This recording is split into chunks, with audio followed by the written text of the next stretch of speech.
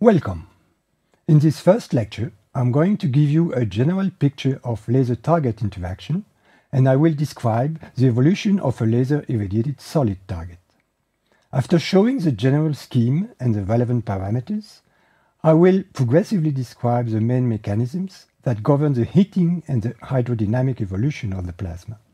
I will then end up with a general picture of a laser-irradiated target. The principle of an experiment is shown on this graph. A laser pulse is focused onto a target where it produces and heats a plasma. For the high-power laser pulses we are going to concentrate on, the main parameters are the energy per pulse and the pulse duration, from which we get the laser power, and the laser wavelength. The energy per pulse ranges from typically joules to a maximum of a little bit more than 1 megajoule. Pulse durations go from femtoseconds to a few tenths of nanoseconds. If the energy per pulse is not so large in itself, because it's only of the order of what you need to prepare coffee or an Italian pasta, the power of this beam is really gigantic. It starts at the gigawatt level and reaches a few petawatts. And petawatts are really a huge power. It's orders of magnitude larger than the total electrical power produced on Earth, which is only a few terawatts. The size of an individual beam ranges from a few centimeters to 40 centimeters. Some of these lasers fit onto a single table, while megajoule lasers, consisting in more than 100 beams 40 centimeters inside, are as large as the Eiffel Tower. For these high-energy beams, the initial wavelength is close to 1 micron for neodymium glass lasers, or 0.8 microns for titanium sapphire lasers.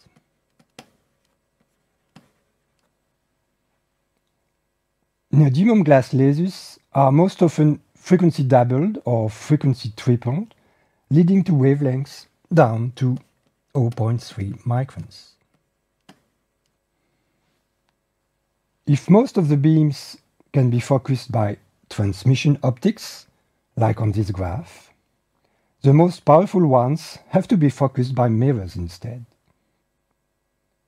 The quality of the beams and of the optics is such that the size of the focal spot can be as small as a few microns,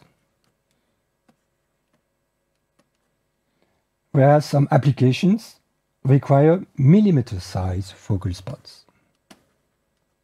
The energy flux on target, most generally called intensity, is today in the range of 10 to 13 to more than 10 to 21 watts per square centimeter.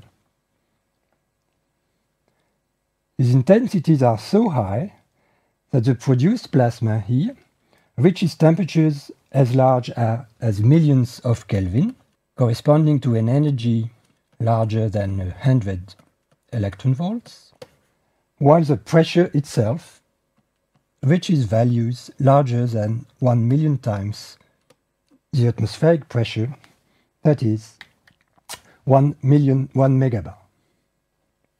These parameters show that with high-power lasers, one can reproduce conditions that exist in the interior of planets or in stars.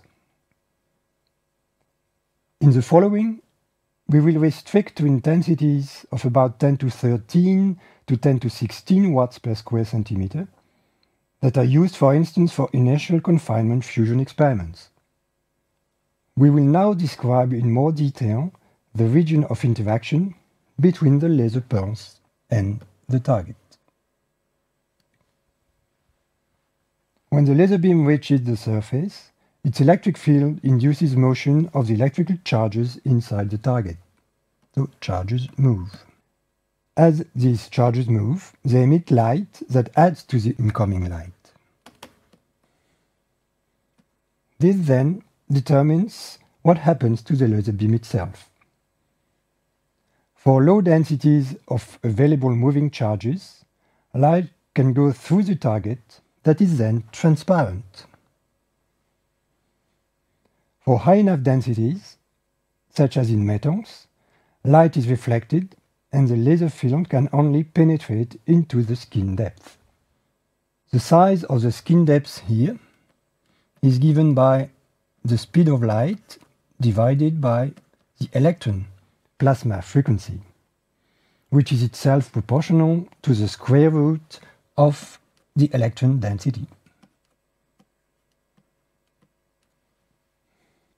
In metals or hot and dense plasmas, the skin depth is of the order of 100 angstroms.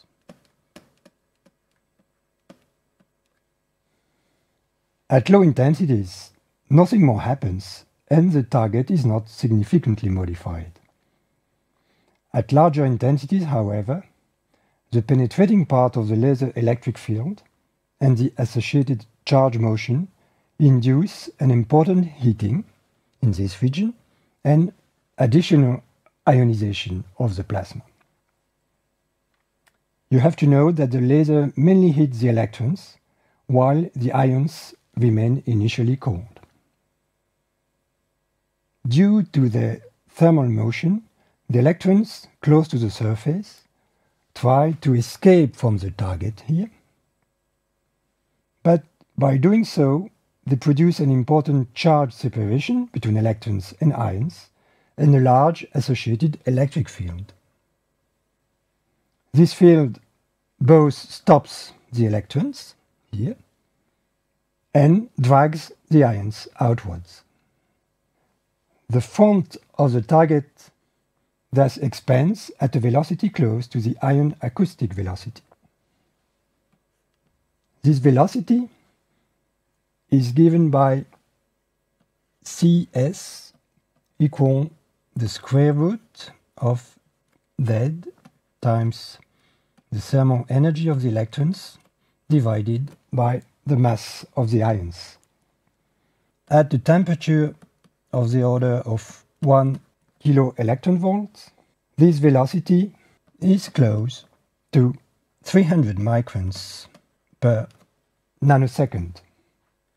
The laser beam now propagates in a density profile going from 0 to the solid density.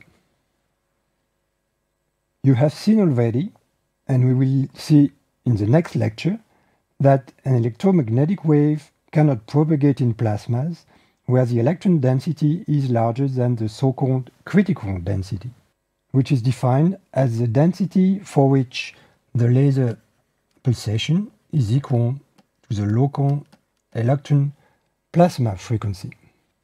In practical units, this critical density is given by critical density in electrons per cubic centimeters equal to 10 to 21 divided by the square of the wavelengths in microns.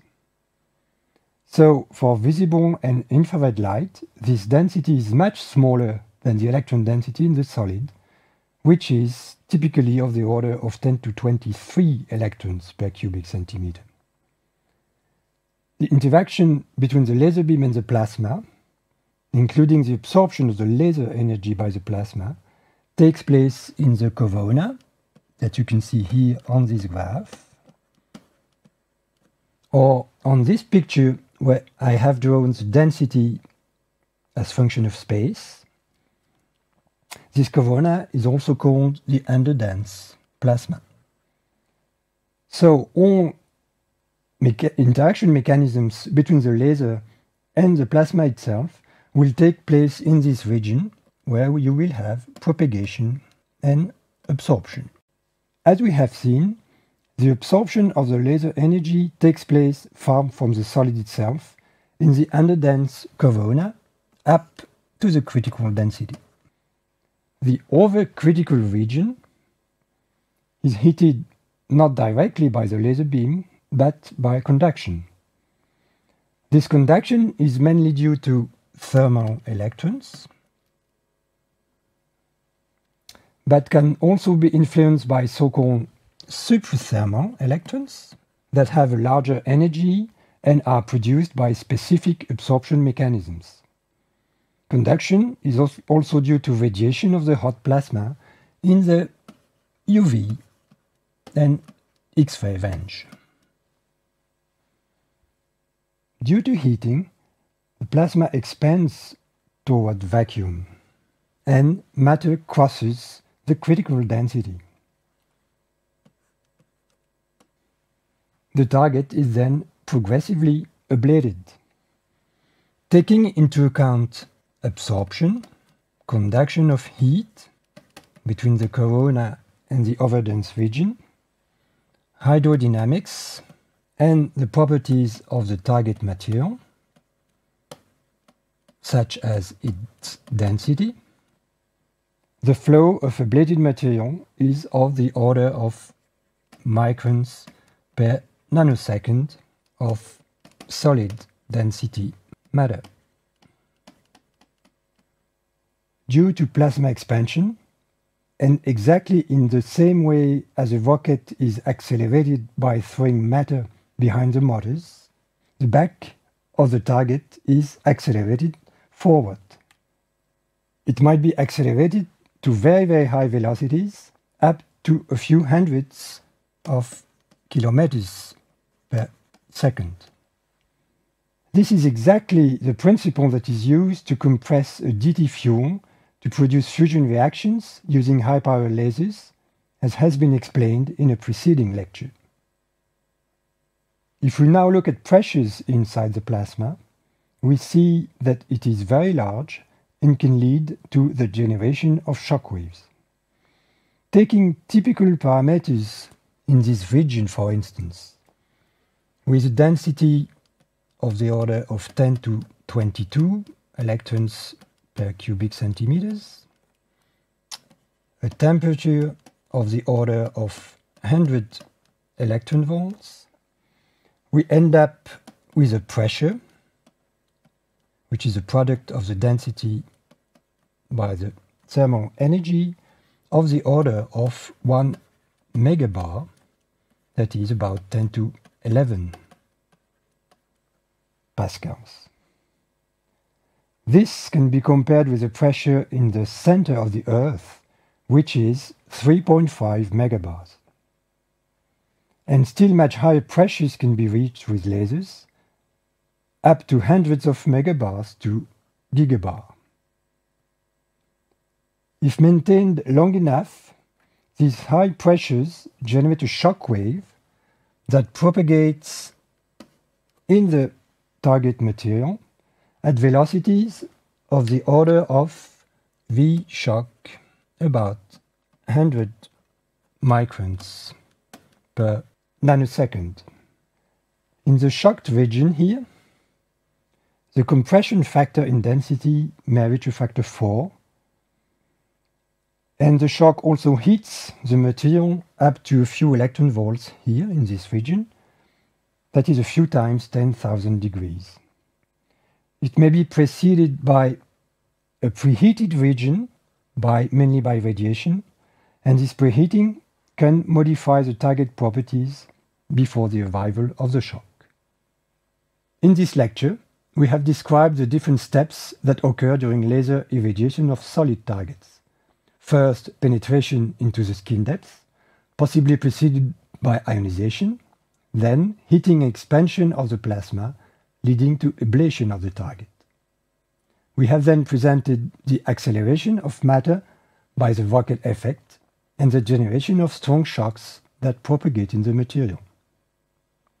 I hope that this lecture has shown you both the complexity of this field as well as its interest in terms of physics and applications.